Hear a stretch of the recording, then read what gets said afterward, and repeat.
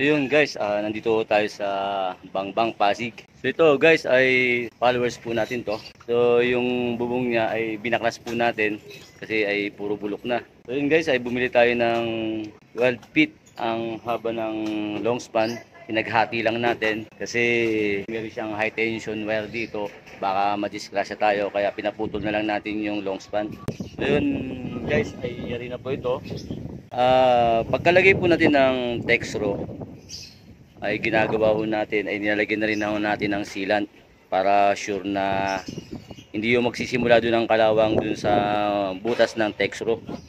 So yun guys, kung mapapansin nyo ay yan, nilagyan natin ng sealant para sure po na hindi na tutulo kasi baka tawagin pa tayo ng may-ari. Ay ginagawa ho natin, talaga sinisigurado natin na walang tutulo. So yun guys, mapapansin nyo rin yung ating ginawang flashing. Bago natin nilagay po natin yung flashing ay nilagyan natin ng sealant sa loob at labas para sigurado na hindi siya tutuklap. So yun guys, ay bababa na ho tayo. Yan, sa baba naman ho tayo. Ang gagawin naman ho natin ay yung kisame nito. Maglalagay po tayo ng span drill. So yan, baba muna tayo.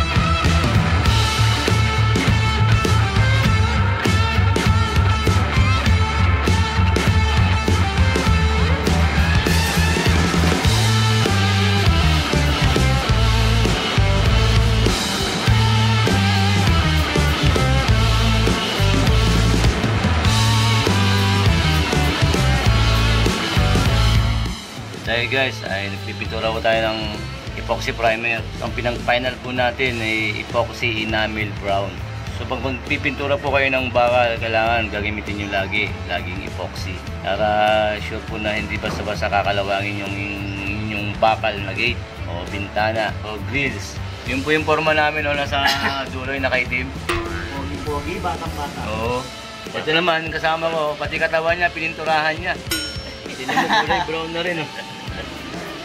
Yun guys, dito tayo, nagpipintura tayo dito sa ating ginawang span drill. Maya-maya magpipintura na tayo ng dingding. Pinauuna-una muna natin yung bintana para tuloy-tuloy na po yung pintura namin dito.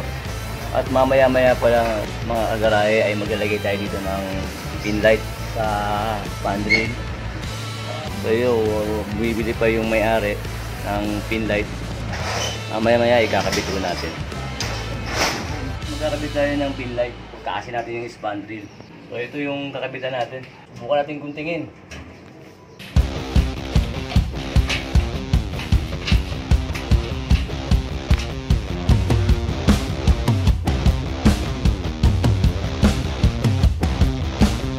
Guys, ito po yung kakabit natin ng pin light.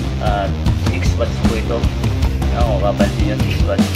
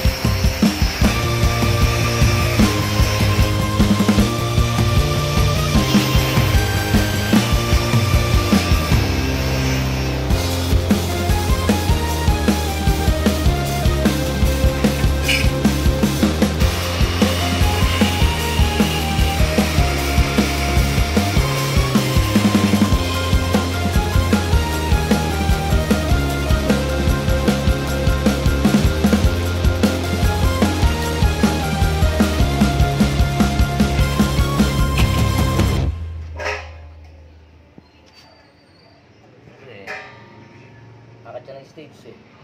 Hmm. Situation eh.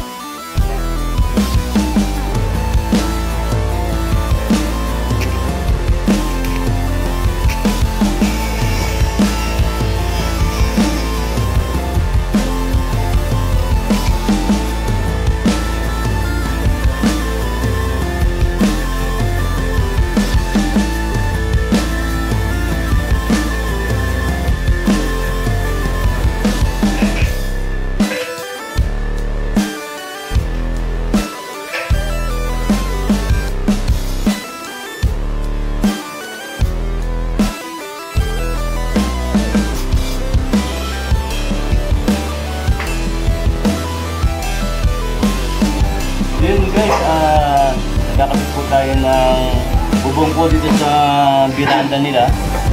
So ginamit po natin ay 2x3 tubulat. Yun guys, yung ginawa natin, ilagyan natin ng design. At pagkatapos natin ilagay itong trusses, ilalagay naman natin dito ay polycarbonate na solid. Na kulay niya ay brown. So yun guys, ay magpupulod muna po tayo.